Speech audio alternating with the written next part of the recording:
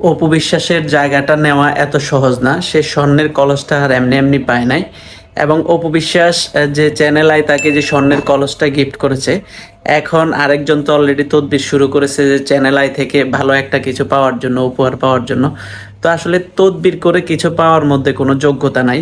ইতিমধ্যে channel I Shakib খানকেও একটি Rolex ঘড়ি দিয়েছে, সেটা ইতিমধ্যে আপনারা দেখেছেন। এবং অপু বিশ্বাসকে একটি স্বর্ণের কলস দিয়েছে। এটা কিন্তু অপু বিশ্বাসকে যে কলসটা দিয়েছে এটা সবার আগে দিয়েছে, তো শাকিব খানকে কিন্তু পরে দিয়েছে রোলেক্স ঘড়িটা। তো এখানে একটু বিষয় আছে, একটু রাজনীতিও হতে পারে।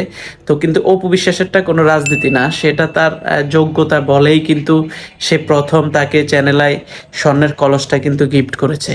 তো এর মধ্যে শাকিব খানকে দেখা গেছে পরে রোলেক্স ঘড়িটা দিয়েছে, শাকিব খানকে আগে দিলেও একটা কথা সেখানে বলা যেত। যাই হোক, এটা নিয়ে আমরা মন্তব্য করি না, শাকিব খানও একজন যোগ্য লোক।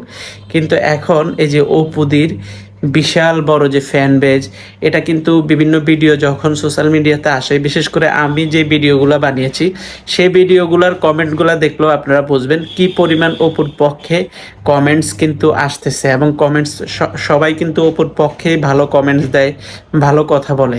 টিকটকে যান, ইউটিউবে যান, যান, আপনি কিন্তু এই ধরনের ভিডিওগুলোতে দেখবেন যে ম্যাক্সিমামই অপুর পক্ষে দর্শকরা এখনো আছে।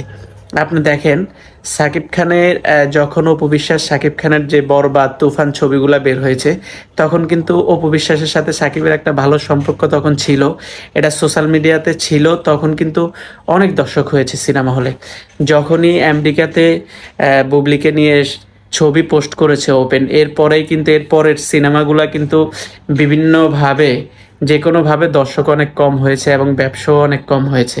তো এখন নতুন করে অপু বিশ্বাসের জায়গা দখল করার জন্য এখন যদি অন্য কেউ কোনো চ্যানেল থেকে কোনো পুরস্কার পায় বা কোনো কিছু পায়, তাহলে সেটা বুঝেই নিতে হবে যে সেখানে একটা তদবির হয়েছে বা তদবির হবে। যেহেতু এখন পাট্টাপাট্টি চলতেছে এবং সে তো অলরেডি অপু বিশ্বাসকে কপি করার জন্য যত ধরনের কাজ আছে সেগুলা সবই করে। তো যাই হোক, সবচেয়ে বড় কথা হলো যে এখনো অপু বিশ্বাসের যে যোগ্যতা, সেই যোগ্যতার আশেপাশেও কেউ নাই। এবং অপু বিশ্বাসকে সবচেয়ে বড় ব্যাপার হলো অপু বিশ্বাসকে সাধারণ জনগণ যারা আছে তারা অনেক ভালোবাসে, শ্রোতারা অনেক ভালোবাসে। কারণ সেটার প্রমাণ কিন্তু এই কমেন্টে, ভিডিওর কমেন্টে গেলেই কিন্তু আপনি দেখতে পারবেন। তো যত ধরনের তদবির করুক, যাই করুক, অপুর জায়গা কিন্তু অপুর জায়গাতেই থাকবে, সেটা কেউ কোনোভাবেই দখল করতে পারবে না।